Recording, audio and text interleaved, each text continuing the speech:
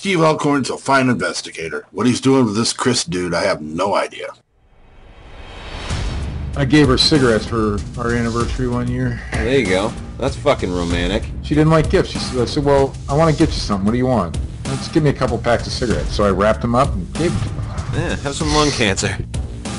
You got a dead Bigfoot that's just been shot, hanging upside down in a tree. Though Meldrum was also careful to note, it's not a course about Bigfoot. It's a course about Fozzie Bear. Who's Fozzie Bear? Some say his father was half grizzly. Nobody believed he was real. As far back as I can remember, I always wanted to be a Muppet. To me, that was better than being president of the United States. They upped my meds last night, so anything's possible. We're laughing at a story about dead people. I can't explain it, but it sure makes me feel like the spirits are happy. I mean, I guess you could say it might have been somebody's hand moving real quick, but it's not a fucking ghost. The jury's still out on that. See, your hoaxes come at you with smiles. They come as your friends. Pope Francis says doggy heaven is real, so your dog has a soul. Ah, so now the dogs can hang out with the pedophiles. Not Benedict, Francis, Pope Francis. No, I'm just guilt by association, Steve. Yeah, that's probably true. That's what they say when they talk about me and you. Yeah, there you go.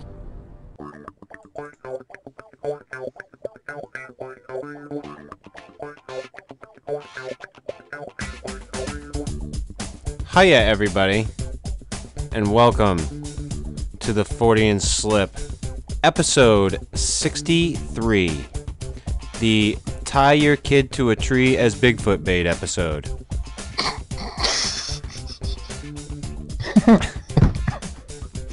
I didn't know of any other way to say it, Steve. I don't either. Tonight, Steve and I will look at habituation in a few forms and our thoughts on the matter. I must warn you before we start the show, Chris. My cat is again in heat. Oh, lovely. So, yeah, we may be interrupted. Well, you know, that'll happen. Yes.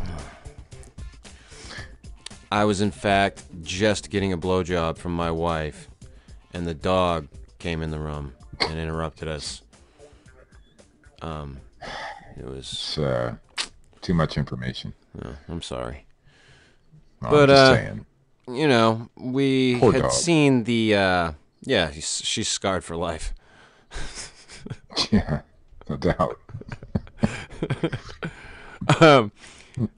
Steve and I, of course, caught the wonderful pictures by Dr. Johnson, Dr. Matthew Johnson, of the Soha, Southern Oregon habituation area. Is that what it is?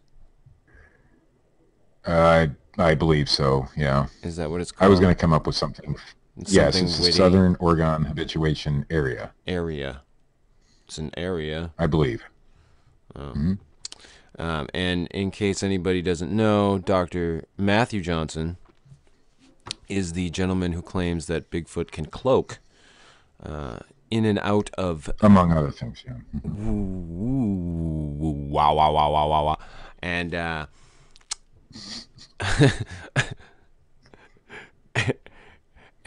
and he has his famous story where he cries. And you know, I've actually never listened to his story. I saw, you didn't see like the Joe Rogan fucking questions everything horrible Bigfoot episode? I did not see it, but I do know that Dr. Johnson's been on several TV shows telling his story, but, you know, if I know that Dr. Johnson's on the show, I probably wouldn't want to watch it anyhow. Just saying. That's where Bigfoot walked out of fantasy and into reality, Steve. Does he really say that? I'm pretty fucking sure he does. If I remember correctly, he fucking takes it down that road. I won't question his first Bigfoot experience. He may or may not have had. I will question everything that came after that, though. Okay. Because all I know is I don't buy it. I don't fucking buy it. The guy claims to be habituating with Bigfoot for how long now? Fucking how many years Oh, now it's has he been fucking a couple claiming this years shit? anyway. And Several. As long as I've been in Bigfoot, he's been and claiming there's it. no pictures, there's no video, there's no anything. Chris, Bigfoot knows what a camera is. So if you take it into the habituation area, you will lose the trust of the Bigfoot, or should I say forest people. Are Bigfoot like my asshole? Are they intuitive and know when they're over the bowl? Pretty much. I think. No, I was reading on another habituator's Facebook page today about why they won't take cameras into the area. And that's why, because you'll lose the trust of the Bigfoot that you have. I mean, they're habituating these things. You know, you build trust with them. And for the record, So- my favorite British researcher, Bitch Lips, went to Soha, and Yeah. and he said it was a good old time. Yeah, I believe he even had an experience while he was there. I'm sure he did. I don't know what kind of experience, but he had an experience. Allegedly, man on man. Man on beast. Bigfoot. Bigfoot's a beast, right? Yeah, sure. Why not? I'm not. Hairy man on man. There you go. Oh shit. But so anyway, Dr. Johnson puts out this fucking photo of his son tied to a tree with some. Is it a breadstick in his mouth? It's actually a cheese stick. Cheese stick. It's a fucking cheese stick in his goddamn mouth, saying that they're gonna try using this as bait. Bait boy, he called him. Bait boy. Now, hey, I'm a dark motherfucker, and I, get dark humor. If I were in my front yard, and I was looking at my son, I was like, hey, let me tie you to the tree and take a picture and say I'm using you as Bigfoot bait. Like, because we're just in our front yard. Not a big deal to me. Like, just a fucking joke. But Dr. Johnson, and I will say quote unquote, I know technically I guess he is, but I don't want to give it too much credence, personally. He is doing this in a place where he regularly habituates just random wildlife. No, he's habituating Bigfoots. Really? Is that how you say it, Bigfoots? Well, no, probably not. Probably it's And that's random the problem for me. wildlife. Right. And that's the problem for me. It's not so much that he tied his kid to a tree as, and we'll give him the benefit of the doubt here, as likely a joke. God, I hope it was a joke. But he's in an area where he's leaving food gifts for an unknown wild creature. And that can cause some major issues. Somebody's going to eventually get hurt. And he takes his children to this place. God forbid, like a Timothy Treadwell incident happens there. God fucking forbid. And like we talked a little bit. Yeah, we talked a little bit before the show. I barely know about the Timothy Treadwell stuff, but you know more about it, so go for it. Yeah, I mean, Timothy Treadwell was going up into Alaska, I do believe it was, in this area populated with grizzly bears. I can't remember there's a certain name for it, and I can't remember what the name for it is right off the top of my head. But he was going up there. Grizzly bear area. Yeah, grizzly bear area. He was going there, and he was literally living alongside these bears and filming it and getting real close. He was touching the fucking bears sometimes. Like he was a real habituator. He was a habituator, and he went the way of some habituators where he fucking I guess he wore out his welcome, and one of them was ornery and killed him and his girlfriend. And if anybody's seen the documentary Grizzly Man, 'cause a lot of people have, That's what habituation is. Right. And another, Jane Goodall, yeah, habituator. Now she lived through it, but yeah, and apparently not everybody does. yeah, no, and you see these instances of people like who, like the people who raise that lion there. Have you ever seen that video, Steve? Where they raise the lion, they release it back to the wild, then they go out, they see him again, the lion's like, ah, yeah, he's still Right. cool. Granted, there are those fucking types of situations. And then I brought to your attention this the guy there that habituates the with the mule deer. He's been doing it for like what, like 7 years or something like that now. Yeah. With like 50, Something like that. with like 57 mule deer. He's like in this pack of fucking mule deer, and hold on a second. Yeah, no, it's 52 mule Joe deer. Hudo. Joe Joe Hudo. yeah, Is his, Joe Hudo, and I'd heard about this thing before, but he came across this imprinting on animals that are born more independent than human beings are, because human beings are born pretty dependent when we start out, and a lot of these animals aren't. They're born highly independent, and the first person they see, they imprint on as their mother. right. And he started out with imprinting on turkeys, I believe. And now he's habituating with these mule deer. And like you and I were talking before, Steve, like one of them tried to like lock horns with him. Yeah, because they thought the mule deer thinks he's another mule deer, and I guess it's part of their social bonding. So it's not in a bad way. The deer wasn't trying to hurt him or anything. No, it was a play thing. it was just a normal everyday activity. And, there's a lot of times like the dogs will be doing shit at the house here, and my wife will be like, "Oh, she'll be freaking out." I'll be like, "They're fucking dogs. They're just fucking playing. Let them do their thing." But that brings up Hudo himself doesn't have antlers, and so Right. when a deer tries to lock horns with him, it's probably gonna go in the deer's favor. Yeah, and Just saying. maybe he is pretty. From what I've read in this article, he's pretty knowledgeable about it. And he knows Right. what he's doing. But Well, he's a wildlife researcher. He's been Right. trained for this sort of thing. This is actual habituation. This is what habituation is. Right. He can get up to these. He can walk up to these deer. He can touch these deer.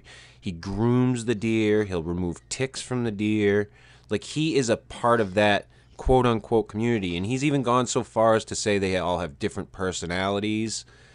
And it's some pretty interesting stuff. I'll throw the article down below with the news articles if anybody wants to take a look at it. But Joe Hudo is a guy who is actually habituating. He's not fucking around. And that's what And he's trained to do it. Yeah, and that's what I see Dr. Johnson doing, is fucking around. Personally. Well, Dr. Johnson is a doctor, but he's not a doctor of wildlife. I mean, I think psychology is, yeah. Why are the psychologists always the ones that are a little off their rocker sometimes? And I think he works with children. That's not a good thing in my mind. But he's out there. He's an amateur. He has no real clue what he's doing. And he's taking food out to this area. And just leaving it out. Human food, basically. Right. And it's right outside their campsite. It's not like a mile away. It's right outside their campsite. And he's got his children there. And if you're habituating a wild animal, just like Mr. Hudo, there's going to be times where you're going to make contact with animals, So if you're out there every weekend and you have wild animals coming basically into your campsite, something bad is going to happen eventually. And that kid, I don't know, how old would you say that kid is? 8, 9 years old, tops? Yeah, I'd say, somewhere around there. Somewhere around my kids' ages. My kids are like 9. My kids are 9 and 11.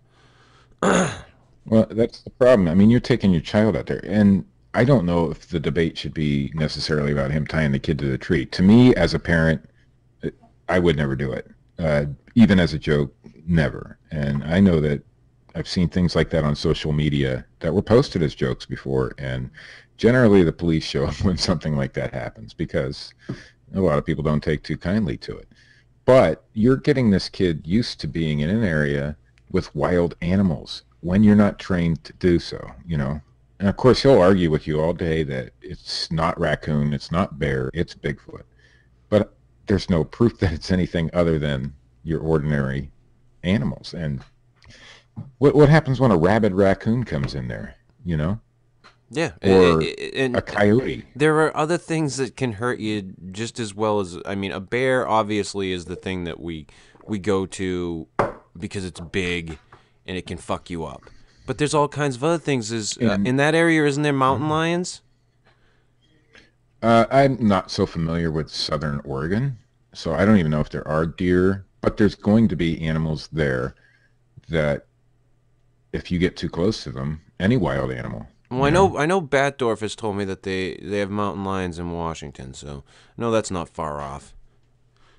Yeah, it's likely. I mean, we have allegedly no mountain lions where I live, but I can tell you that there probably are some. I've seen the tracks, so it's possible. Mountain lions are pretty. We think we know what the fuck is going on the surface of this planet, but we don't. That's the truth But of the matter. even a raccoon can hurt you. Yeah, fucking And damn right even a it raccoon can hurt you. But a mule deer can come in the camp, and if you startle that thing, there's videos all over YouTube of deer attacking people. I mean, you're habituating animals, wild animals. It's not like a house cat, you know, or a dog. Somebody's going to get eaten by a bear is basically the analogy we use. And I hate to see it happen. I don't want it to happen. Somebody already got eaten by a fucking bear. An expert got eaten. He wasn't by a bear. even really an expert. Oh, he wasn't? I don't believe that Timothy Treadwell was in any way an expert. I think he was just a guy going out in the fucking wilderness, being around animals. I'm pretty sure that's what he was. I don't think he was an expert. Okay, well, see, there you go. You know, unless you really know, I mean, Jane Goodall was an expert. Right. This guy, Hudo, he is a wildlife researcher. He knows what he's doing. Dr. Johnson and other habituators are just people who believe in Bigfoot. They're not trained to go out and interact with wild anything. They're not trained for that. Maybe there's a few habituators who are, but they're not real habituators anyway. They're going there on the weekend. You know, it's not like they live there for months and months at a time. Yeah, I don't understand it, and I don't understand why people have to perpetuate this idea that they're living alongside a creature that they refuse to prove is there.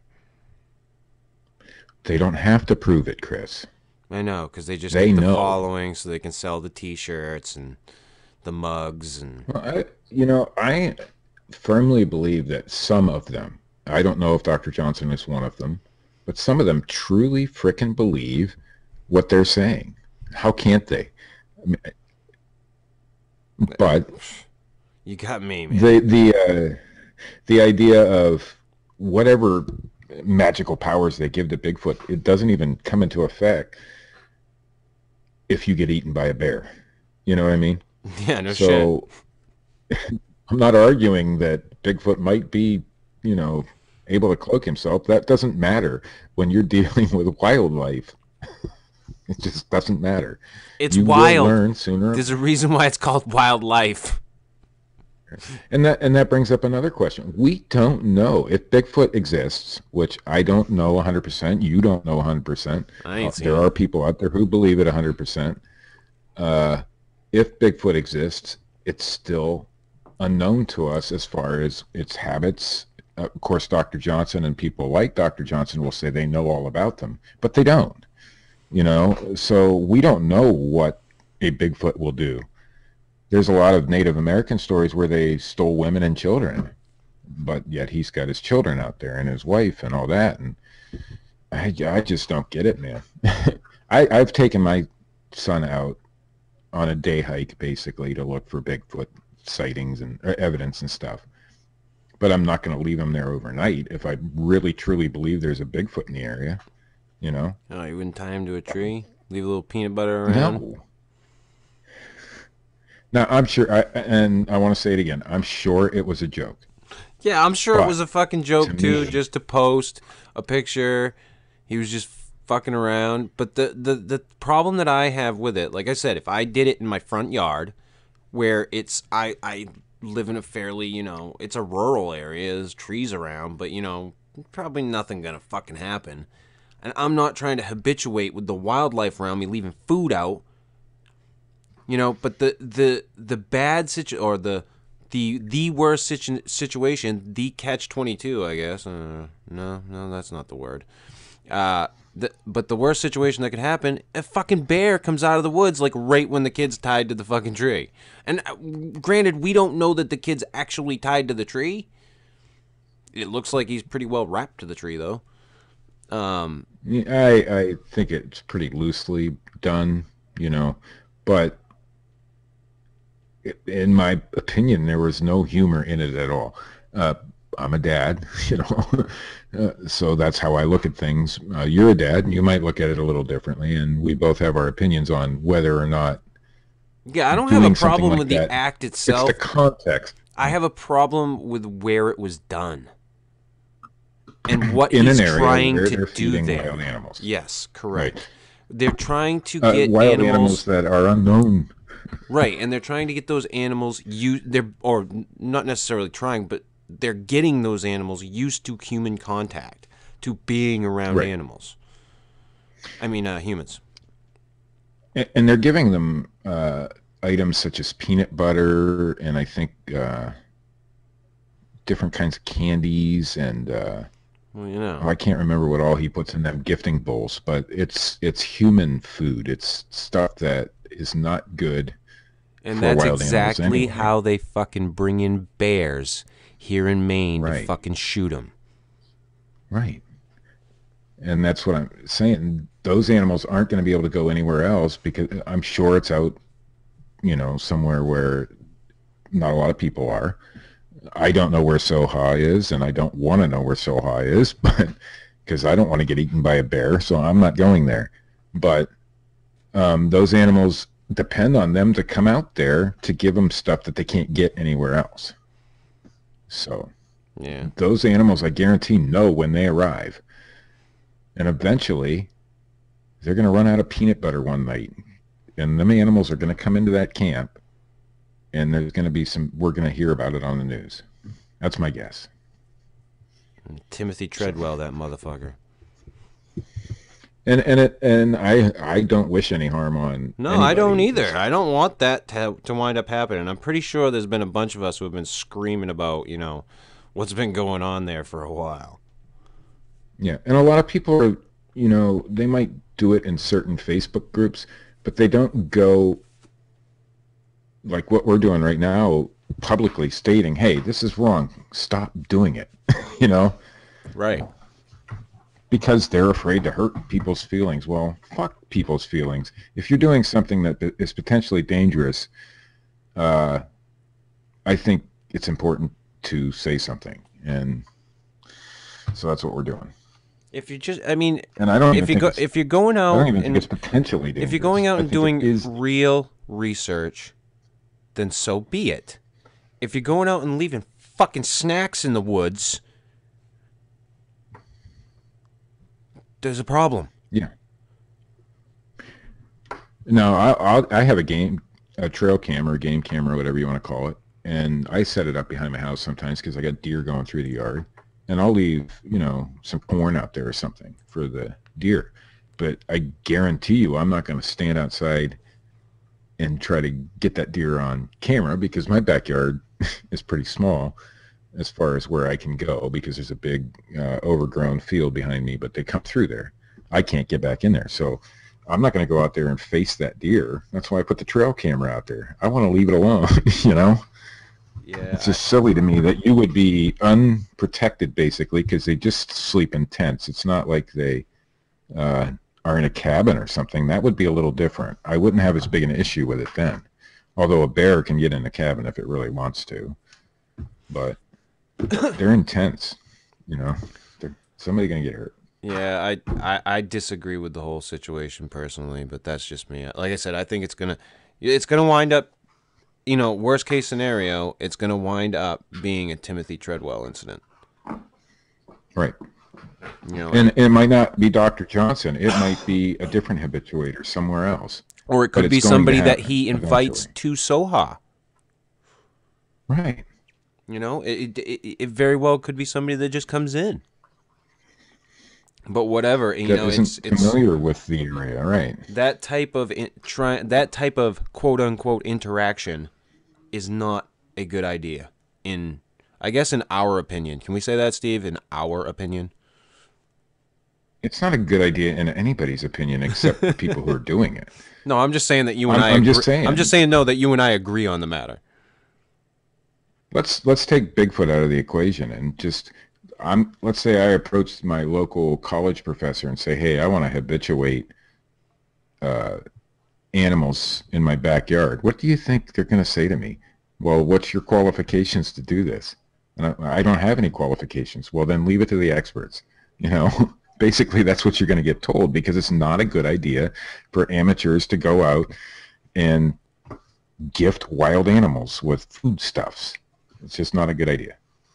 Oh, come on, Steve. In my opinion. Is that better? Sure. Why not? I think we beat it to death enough, Steve. You got any news? Maybe.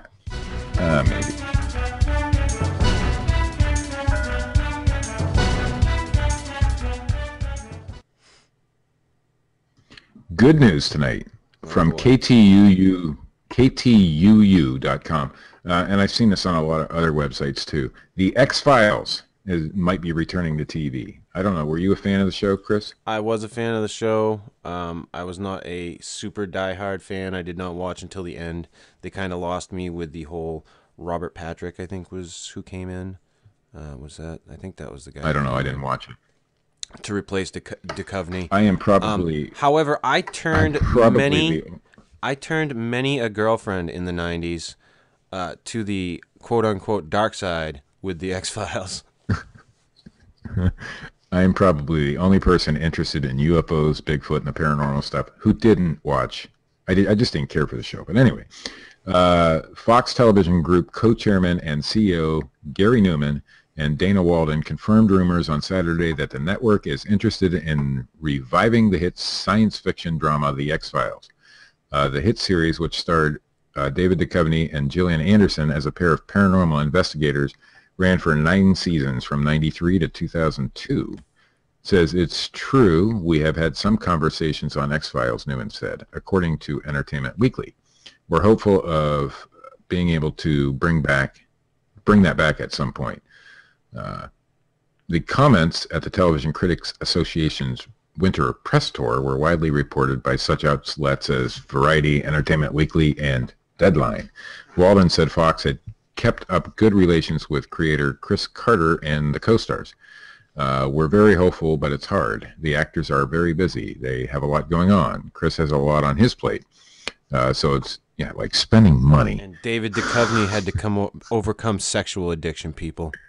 I mean, give the man a break. Yeah. But anyway, if there's one thing I can relate to, it's looking at fucking porn and jacking your dick. I guess Gillian Anderson was head of a Twitter hashtag campaign to get the show back on. But I guess it would be with I'm going to head a Twitter hashtag campaign for her to have sex with me. You'd be the only one. But I guess they're looking at the original stars, David Duchovny and Gillian Anderson, to do the show again. So that would be pretty cool, I guess. It's not like your regular remake of fucking an old Skippy show. It would be, Steve. So, and I would start watching it. You should go back and watch the old All ones. right. I might. From sfgate.com, a school bus may be possessed by Satan, or so says a parent. How can you tell if your child's The power of Christ compels you! How can you tell if your child's school bus is in league with the devil? You just see fucking 3 priests standing around a fucking bus, throwing holy water at it. The power of Christ compels you! Look at the brake light, says a parent in Memphis, Tennessee. Robin Wilkins took a picture when she noticed that 5 pointed stars shining brightly on a stopped Mid-South school bus.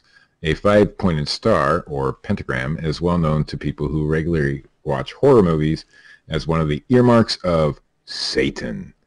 Anyone who fears God, Or if not a God star. and Jesus Christ, should be outraged, Wilkins said. According to a report, she is certainly outraged. That a pagan design, or something that resembles a pagan design, was used in a vehicle that transports children to school. Interestingly, it's not the only occult symbol that offends Wilkins. She's also upset that it infringes upon the separation of church and state. If you can't put a cross on there, you can't put a pentagram on it, she said. It looks to me in the picture, Chris, that the brake lights are just turned a little bit. It's supposed to be a star, but somebody turned them to make it look like a pentagram. Yeah. It's funny, though. And I got a really cool story. This one, oh, yeah, basically that's what it is. I have one from the Huffington Post, and I really like this one because I actually watched, I think it was a documentary about this kid. Alex, and his real last name, by the way, I'm not making this shit up. Alex Malarkey, the boy who came back from heaven, admits he made it all up. A best-selling Christian book. There's no joke here, people. It's just true. It is true. A best-selling Christian book that claims to detail a boy's trip to heaven and his return to earth is being pulled from stores after one of its co-authors admitted he made the whole thing up. The 2010 memoir, The Boy Who Came Back from Heaven, was written by Alex Malarkey and his father, Kevin Malarkey, a Christian therapist in Ohio. Another person in the health industry, in the mental health industry. Why do Christians really need a therapist? Is it that bad? I don't know. In 2004, when Alex was 6, the two were badly injured in an automobile accident. Alex ended up in a coma for 2 months, and the book claims to tell the story of his trips to heaven during that time. Malarkey described a heaven with a hole in outer heaven that goes to hell. He detailed his conversations with Jesus Christ and meetings with the devil, who at one point blamed him for the accident. But on Tuesday, the boy, who was left a quadriplegic in the accident, took it all back. The Pulpit and Pen website published an open letter to Lifeway and other sellers, buyers, and marketers of heaven tourism. Marketers of heaven tourism? I don't even want to know. I did not die. I did not go to heaven, Alex wrote in the open letter, adding, I said I went to heaven because I thought it would get me attention. When I made the claims that I did, I had never read the Bible. People have profited from lies and continue to. They should read the Bible, which is enough. The Bible is the only source of truth. Anything written by man cannot be infallible. I have one question for you. Wait a minute. Hold on. The Bible was written by Survey Says! Man. But Christ spoke through, or no, God spoke through man to write the Bible, Chris. Yeah. Yeah, that was the first comment in the comment section. Who was the Bible written by? Oh, yeah, man. Just saying. Yeah. And, you know, the kid's a quadriplegic, and we shouldn't pick on him too much, but he made the whole fucking thing up, so. And I lost the last story, so that's the news, Chris. Oh, well. It was just that idiot guy on YouTube who claims there's UFOs behind the sun all the time. So... Oh. There, I shortened the story for you. Oh, sweet. That works for me. It absolutely does. This has been the episode. This has been. Yeah,